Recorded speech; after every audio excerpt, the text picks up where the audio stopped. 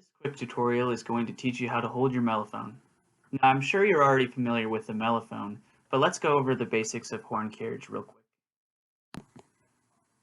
With your left hand, place your palm against the valve casing with your thumb gripping the first valve stirrup and your ring finger in the third valve ring. Then, with your right hand, place your middle three fingertips on the valves, your pinky in the hook, and the rest of your thumb on the lead pipe. Attention is the starting position for band. The directors or drum majors will call us to attention before we begin playing or marching. When at attention, the horn is held with the bell pointing to the ground. You also want to make sure that your mouthpiece is at eye level and the instrument is 2 fists away from your chest. Your body posture should be straight. Imagine a string on the top of your head pulling you up. Your feet should be placed side by side, toes together. You also want to make sure that your elbows are out at a 45-degree angle. We enter attention when the command band 10 hut is given. When we make moves, we accompany them with vocalizations which help us do the move in time. Coming to attention is a 3-count move accompanied by yelling "Go K-State" with the counts. From a relaxed position, it would look something like this. Band! 10 hut, Go K-State! At the beginning of the move, your left hand is a blade at your side, and your mellow should be in your right armpit. On the first count, when you yell "Go," your left leg is extended out with your toe pointed. On count 2, when you yell "K," you lift your left knee like a high march, and you should let your foot dangle. On count 3, when you finish with state, bring your feet together and your horn into the attention position we described. There are times when the band is going to be standing around looking pretty for a long time. So to maximize prettiness and efficiency, we have the parade rest. We enter this position from attention, and the command is band, parade rest, parade rest. It's a 1-count move during which we say rest. band! Parade, rest, rest. Rest. Yep, just like that. The transition is quick as you spread your left foot out shoulder width, keeping your right foot in place. Tuck your horn into your right armpit and place your hand like a blade in the middle of your back. The only command we receive while in parade rest is to be called back to attention, which will go band, 10 hut, to which you will say "Go K-State." Band! 10 hut, Go K-State! When getting ready to play, the command "band horns up" will be given. It's a 2-count move vocalized with an "and up," just like this. band, horns up. And up! During the first count, you just yell "and." On count 2, bring your horn up to your face. Your bell should be 10 degrees above parallel to the ground with your elbows still out like an intention. A tip for surviving long horns up is to use your core and back muscles to support your horn. They last longer than your arms. Lean into it, you'll get stronger as the season goes on. Facing is a marching fundamental. It is how we change the direction we're facing while standing at attention. Left face and right face are very similar moves. The command for a left face is band, left face, followed by a 2-count move. We vocalize on the beats by saying 1, 2, like this. Band. Left pace, 1, 2. To make this work and not fall over, you need to engage your core muscles. To prepare for the move, lift your left toes and right heel off the ground. Pause the video to practice pivoting on these points a little. On the first beat, you yell 1 and pivot to the left. On the second beat, yell 2 and bring your feet together. Right face is the opposite. Lift your right toe and left heel. Go ahead and pause the video to practice this as well. Similar to the left face, the command is band, right face, followed by a snapping turn to the right on 1 and bringing your feet together on 2. Band. Right pace, 1, 2. An about face is a 3-count move which turns you around to face the other direction. The command is band, about face, and we yell 1, 2, 3 as we move. On count 1, you extend your right foot forward as if you were taking an 8 to 5 step. A tip to help you not to tip over as you turn around is to place your right foot in line with your left. As you step forward, yell 1.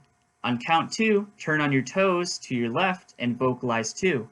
Pause and practice doing that turn, and remember to engage your core to help you balance and maintain posture. Finally, on count 3, bring your right foot next to your left foot again as you yell 3.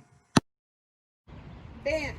About. Face. About. Face. 1, 2, 3. Let's learn some footwork. The low mark time is the simplest movement on the field.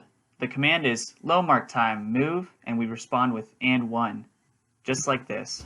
Low mark time. Move. And 1. During this move, the upper body stays still. All the movement is in your legs. On the and, which if we think of low mark time move as 3 beats, is on the 4th beat. We prep our left foot by raising the heel 2 inches off the ground, then bring it back down by the time you get to vocalizing 1.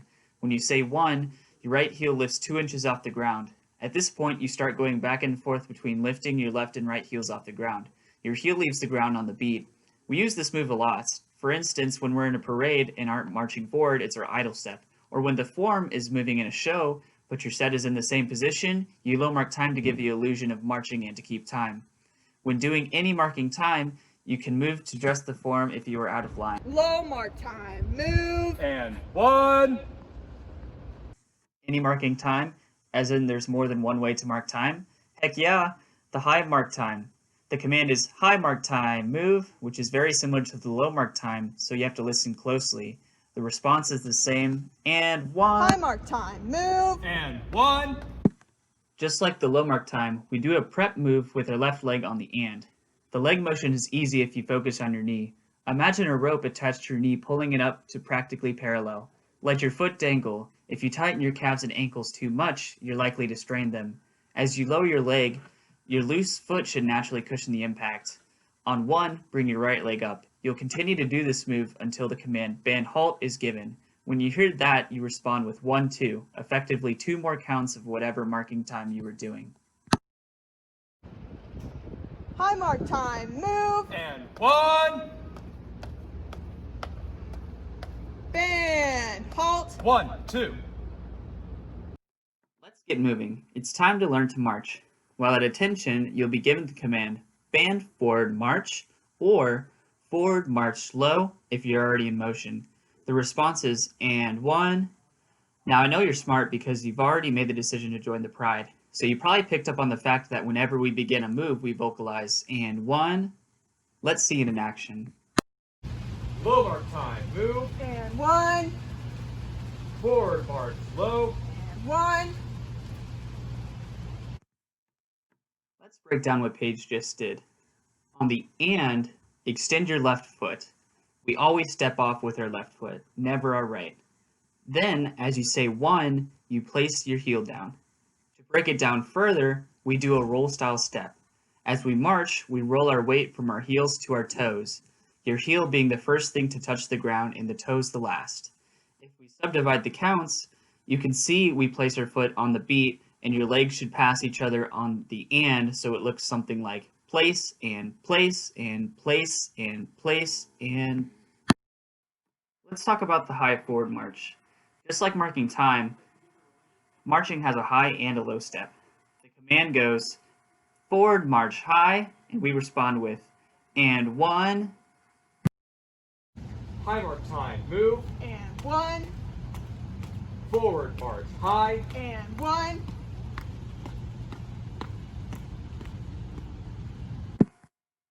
Yep, just like that. Let's break it down even further. Just like the high mark time, we do a prep move with our left leg on the and by lifting our left leg to almost parallel while keeping our foot relaxed so you don't strain yourself. On 1, your foot comes down toes first to cushion your landing while your right leg comes up and out in front of your body. There's one mistake that lots of people do on the field. Make sure you don't bring your feet up like you're pedaling a bike. You should extend your leg out in front of you and not tucked into your body. Let's see one more good example by Paige. High mark time, move. And 1. Forward march high. And 1. Ready. Halt. 1, 2. Now let's go ahead and cover the backwards march. The backwards march command is backwards march, move, and we vocalize this move by responding with stop, up, go. This is a difficult move to do since the command with the vocalization overlap. But let's go ahead and break down the actual move first, which will be done by the head section leader, Nick. Mark time. Move. And 1. When we vocalize stop, we place our left foot next to our right. On the up, we go up on our tippy toes. And then on go, third count, you place your left foot back and you start to move. Let's put it all together. Mark time. Move. And 1. Backwards march. Move. Stop. Up. Go. As you can see, Sophia yelled stop on the command move and marched backwards, staying on her toes. We use the move called TTR, or in other words, to the rear, when we want to change directions while on the move in a high forward march. The TTR command is TTR move, and we vocalize with TTR, and it looks something like this. High mark time. Move. And 1. Forward march. High. And 1. TTR. Move. TTR. Alright, let's break this move down. This move will only be called during a high forward march. When it's called, the last normal step you will take will be with your right foot. Then, as you yell TTR, you execute the move with a horn flash, a pivot on the right foot, and then a normal 8 to 5 step with your left foot as you're spinning around. Feel free to practice this several times because it's hard to get your balance when you're first learning. A key thing to note is we turn over our left shoulder, and when you turn over, you want to make sure you keep your momentum forward, otherwise you'll lose your balance, and that does not look good on the field. Let's see this from start to finish one more time. High mark time. Move. And 1. Forward march. High. And 1. TTR. Move. TTR. Before we play the national anthem and alma mater during pregame, we have to get half the band to face the opposite side of the field. To do this, we have a modified about face called up, step, forward, back, turn together. It's a very creative name which describes exactly what you do on the field. There's no verbal signal for this move. Instead, it is signaled by 3 tweets from the drum major. You vocalize this move with up, step, forward, back, turn together. And here we go. Tweet. Tweet. Tweet. Up, step, forward, back, turn, together. Let's break that down a little more. The move goes as follows. On up, lift your left leg like a high step. On step, place it an 8 to 5 step away. On forward, slide your right foot past your left foot, shifting your weight onto your left toes. On back, slide your right foot back to where it was, evenly distributing your weight between the balls of both feet. On turn, pivot on the balls of your feet to the right, and on together, bring your left foot next to your right. Let's see this one more time. Tweet. Tweet. Tweet. Up, step, forward, back, turn, together. When we are standing on the field during a halftime show or even a pregame show, we oftentimes like to spice things up a bit. There's 3 different moves we like to use on the field in order to do this: spreading, flashing, and finally splashing, which is spreading and flashing at the same time. For a spread, your left leg moves out shoulder width apart and your horn angle stays the same as it was before. Then, for a flash, your feet are together, but your horn is angled higher than it normally would be. We like to say try to aim for the press box when doing this. Then for a flash, you do both spreading and flashing simultaneously, moving your left leg out and angling your horn higher as if you're aiming for the press box.